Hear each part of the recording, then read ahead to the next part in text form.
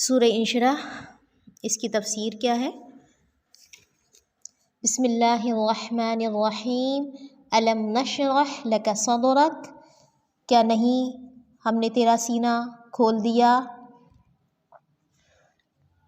تو جو پچھلی سورہ ہے اس میں جو ہے دیکھیے، آپ نے ابھی نہیں تفسیر اس کی سمجھی ہے اگر، تو ان میں انعامات کا ذکر تھا۔ اب یہاں پر جو ہے 3 احسان بتائے جا رہے ہیں یا جتائے جا رہے ہیں جسے کہتے ہیں۔ سینہ کھول دینا سب سے پہلا احسان، اس کا مطلب یہ ہے کہ سینے کا منور اور فراخ ہو جانا تاکہ حق واضح بھی ہو جائے اور دل میں سما بھی جائے۔ اس مفہوم میں قرآن کریم کی یہ آیت ہے، فَمَن يُرِدِ اللَّهُ أَن يَهْدِيَهُ يَشْرَحْ صَدْرَهُ لِلْإِسْلَامِ، سورہ انعام آیت نمبر 125۔ جس کو اللہ ہدایت سے نوازنے کا ارادہ کرے اس کا سینہ اسلام کے لیے کھول دیتا ہے، یعنی وہ اسلام کو دین حق کے طور پر پہچان بھی لیتا ہے اور اسے قبول بھی کر لیتا ہے۔ یعنی کہ اللہ تعالیٰ یہ اندر لوگوں کے دلوں میں کیا ڈالتے ہیں؟ ایک اٹریکشن ڈالتے ہیں کہ وہ اٹریکٹ ہو جاتے ہیں، بہت جلدی ان کا سینہ، ان کا دھیان، ان کے اٹینشن، ان کا انٹرسٹ جاگ جاتا ہے، فوراً وہ قبول کر لیتے ہیں، ایکسیپٹ کر لیتے ہیں، ہر مشکل میں انٹر کر جاتے ہیں۔ اس شرح صدر میں وہ شق صدر بھی آ جاتا ہے۔ اب یہ کس کی بات ہو رہی ہے؟ اللہ کے رسول صلی اللہ علیہ وسلم کی۔ تو شرح صدر کس کا ہوا؟ شق صدر کس کا ہوا؟ یہاں کس کی بات ہے ڈائریکٹ؟ آپ صلی اللہ علیہ وسلم کی، جو معتبر روایات کی روح سے 2 مرتبہ نبی کریم صلی اللہ علیہ وسلم کا کیا گیا۔ ایک مرتبہ بچپن میں جبکہ آپ عمر کے 4تھے سال میں تھے، حضرت جبرائیل علیہ السلام آئے اور انہوں نے آپ کا دل چیرا اور اس سے وہ حصہ شیطانی نکال دیا جو ہر انسان کے اندر ہے، پھر اسے آب زمزم سے دھو کر بند کر دیا۔ صحیح مسلم کی یہ جو حدیث ہے 261 آپ دیکھ سکتے ہیں یا 162، جو میں آپ کو یہ بات بتا رہی ہوں جس بیس پر۔ آگے دوسری مرتبہ معراج کے موقع پر، اس موقع پر آپ کا سینہ مبارک چاک کر کے نکال دیا گیا، اسے آب زمزم سے دھو کر اپنی جگہ پر رکھ دیا گیا اور اسے ایمان و حکمت سے بھر دیا گیا، یعنی کہ اللہ تعالیٰ نے اسے فلڈ اپ کر دیا، اس کے اندر ایمان اور حکمت۔ اور یہ حدیث ہے صحیح البخاری حدیث نمبر 349 اور صحیح مسلم حدیث نمبر 164۔ ان کے علاوہ بعض روایات میں 2 مرتبہ اور شق صدر کا ذکر آیا ہے۔ ایک اس وقت جب نبی صلی اللہ علیہ وسلم 10 سال کے تھے اور ایک غار حرا میں وحی کے آغاز پر، یہ فتح الباری 597 سے دیکھ سکتے ہیں آپ۔ لیکن بعض علماء ان آخری 2 واقعوں کی اسنادی حیثیت پر مطمئن نہیں ہیں، یعنی کہ جو میں نے آخر کی 2 بتائی ہیں آپ کو، لیکن اوپر جو میں نے آپ کو صحیح مسلم کی حدیث بتائی اس پر پوری طرح متفق ہیں۔ اب آگے دیکھیے دوسری آیت، وَوَضَعْنَا عَنْكَ وِزْرَكَ، اور ہم نے تجھ سے تیرا بوجھ اتار دیا۔ وزرک آپ کا بوجھ، اس سے مراد سابقہ یعنی کہ پہلی تمام خلاف اولا امور ہیں جن کو ذنوب سے تعبیر کیا جاتا ہے، یعنی کہ گناہوں سے۔ ایسا نہیں ہے آپ صلی اللہ علیہ وسلم کوئی گناہ جو ہے کہ مرتکب تھے، لیکن وہ بوجھ، اور کون سے بوجھ؟ جس میں آپ صلی اللہ علیہ وسلم حق کی تلاش میں سرگرداں تھے اور یہ چاہتے تھے کہ وہ، کیونکہ جس بڑی ذمہ داری کے لیے بھیجے گئے تھے اور انہیں مبعوث کیا گیا تھا، اور جو ان کو نبی کے طور پر اللہ تعالیٰ نے 40 سال میں نبوت دینی تھی، تو وہ ان کے اوپر جو ایک کیا تھا؟ ایک بوجھ تھا۔ کیسا بوجھ؟ ایسا نہیں ہے جس کو ہم تعبیر کریں یا جس کو ہم سمجھیں کہ وہ بوجھ جو ہمارے اوپر لوڈ، یعنی کہ ورک لوڈ جسے ہم کہتے ہیں، نہیں، بلکہ وہ جو آپ صلی اللہ علیہ وسلم نے اپنی آگے آنے والی زندگی میں ایز اے رسول، ایز اے نبی کرنا تھا۔ الذی انقض ظہرک، جس نے تیری پیٹھ توڑ دی تھی۔ ورفعنا لک ذکرک، اور ہم نے تیرا ذکر بلند کر دیا، یعنی کہ جہاں اللہ کا نام آتا ہے وہاں۔ اب وزرک کے بارے میں آپ کو تھوڑا سا اور بتا دوں پہلے، یعنی کہ آپ کا بوجھ جس کے بارے میں نے آپ کو بتایا، یہ وہی بوجھ ہے جس کے بارے میں قرآن مجید سورہ الفتح کی آیت نمبر 48 میں آتا ہے لیغفرک لک اللہ ما تقدم من ذنبک وما تأخر، تاکہ جو کچھ تیرے گناہ آگے ہوئے ہیں اور جو پیچھے سب کو اللہ معاف فرمائے۔ اس کا کیا ہے؟ ایک بوجھ ہے، یعنی کہ وزرک۔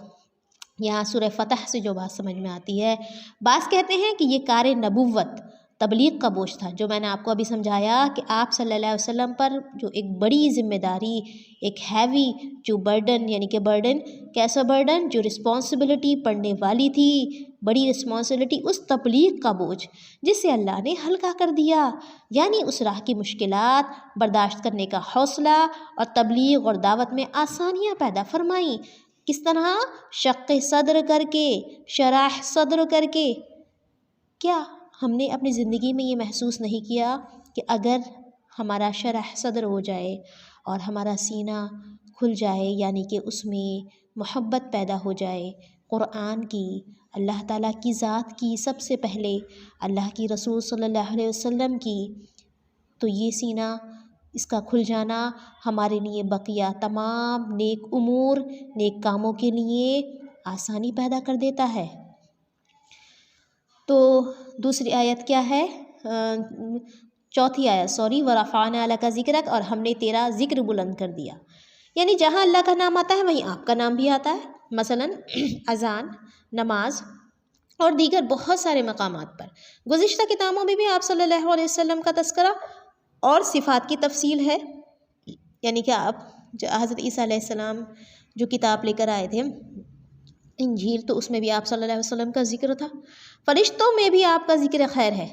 آپ صلی اللہ علیہ وسلم کی اطاعت کو اللہ تعالیٰ نے اپنی اطاعت سے قرار دیا، اور اپنی اطاعت کے ساتھ ساتھ آپ صلی اللہ علیہ وسلم کی اطاعت کا بھی حکم دے دیا۔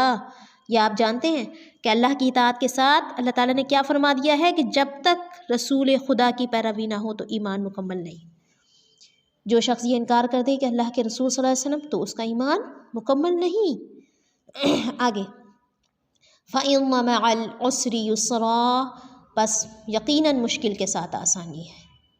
اِنَّ مَعَ الْعُسْرِ يُسْرًا، بے شک مشکل کے ساتھ آسانی ہے۔ یہ آپ کے لیے، صحابہ کے لیے اور صحابہ کے لیے خوشخبری ہے کہ تم اسلام کی راہ میں جو تکلیفیں برداشت کر رہے ہو تو گھبرانے کی کوئی ضرورت نہیں۔ اس کے بعد ہی اللہ تعالیٰ تمہیں فراغت اور آسانی سے نوازے گا۔ چنانچہ ایسا ہی ہوا جسے ساری دنیا جانتی ہے۔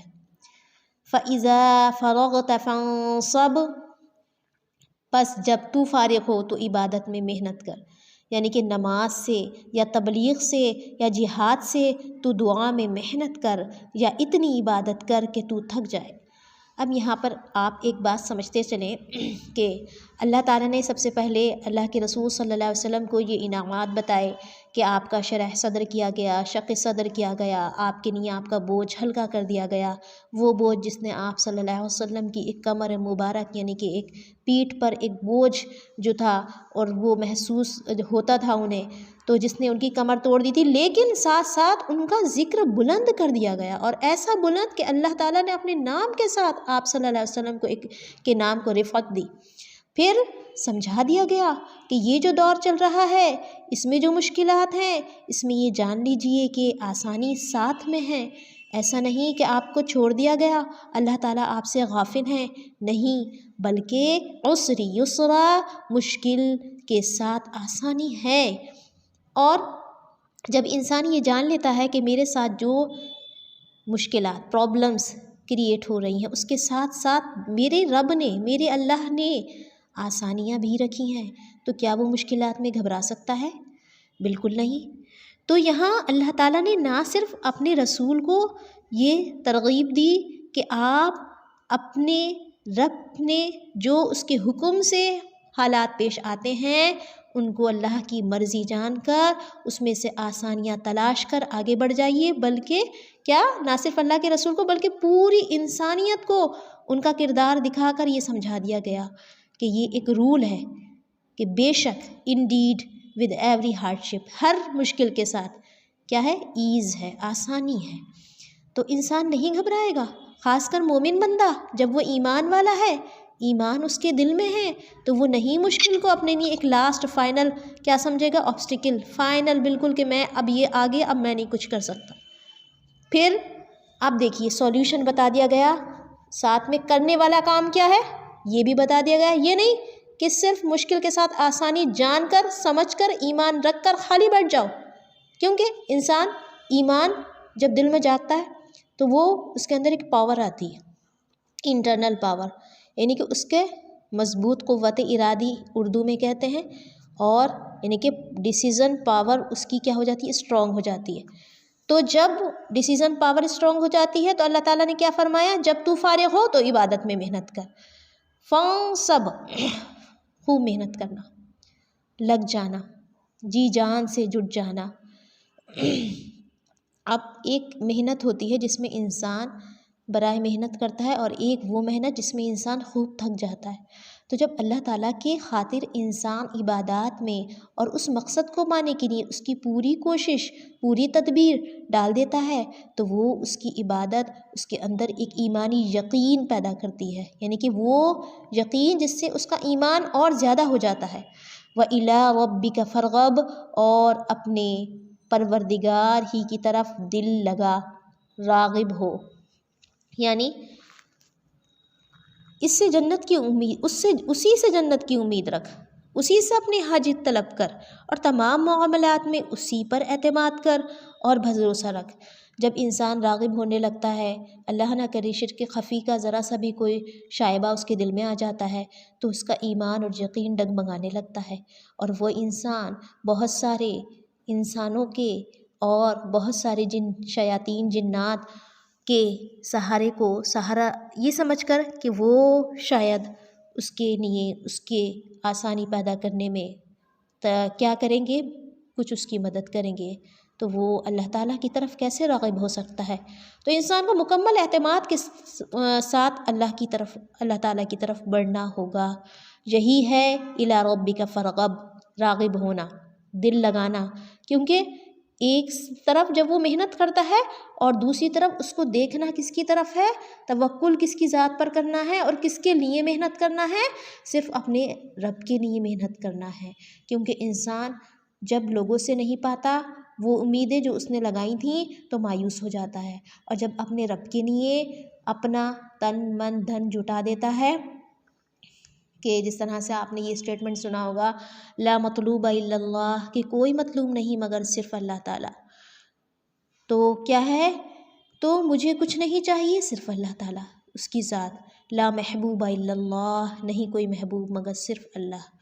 تو یہ جب جذبہ انسان کے اندر جاگزی ہوتا ہے تو پھر وہ اپنے رب کی طرف دل لگا کر، اور یہ نہیں دیکھتا کہ کس قدر میں نے محنت کر لی ہے، بلکہ وہ سمجھ لیتا ہے کہ یہ محنتیں یہ میرے ایمان کا تقاضا ہیں، اور میں نے کر لیا تو جو کر لیا. تو وہ مایوس ہونے والا نہیں ہوتا، اپنی ہمت ہارنے والا نہیں ہوتا. تو سورہ انشراح ہمیں بہت ساری چیزوں اور بہت سارے ایسے پوائنٹس کو ہمارے سامنے لے کر آتی ہے جس میں ہمارے لیے بڑے سبق ہیں، ہدایات کے مختلف پہلو ہیں. تو اللہ کے رسول صلی اللہ علیہ وسلم کا نہ صرف سینہ کھول دیا گیا، بلکہ پوری انسانیت، ہر ایمان والا بندہ جب سورہ انشراح پڑھتا ہے تو کہیں نہ کہیں اسے اپنی زندگی سے بہت سارے واقعات میں بہت بڑے سبق ملتے ہیں کہ اللہ تعالیٰ نے جو آسانیاں اس کے لیے پیدا کی ہیں اس میں اللہ تعالیٰ نے اس کے لیے عزت بھی رکھی ہے. جہاں جہاں ہم اپنی محنت کے ساتھ آگے بڑھتے ہیں اللہ تعالیٰ عزت عطا فرماتے ہیں، چاہے وہ علم کا میدان ہو یا جو بھی میدان ہو، آپ اس میں عمل کیجئے، اس میں محنت کیجئے اپنے رب پر توکل کے ساتھ، تو دیکھیے اللہ تعالیٰ ورفعنا لک ذکرک، کسی نہ کسی حد تک اللہ تعالیٰ نہ تو صرف یہ کہ اللہ کے رسول صلی اللہ علیہ وسلم کا ذکر تو کیا، ذکر بلند ان کا تو کوئی مقام ہی نہیں پا سکتا، مگر اللہ تعالیٰ کے لیے جب کوئی محنت کرتا ہے اور مشکل کے ساتھ آسانی جان کر، تو پھر اللہ تعالیٰ کیا کرتے ہیں، اس شخص کو بھی عزت عطا فرماتے ہیں. تو یہ آپ کو سورہ سمجھ میں آ گئی ہوگی.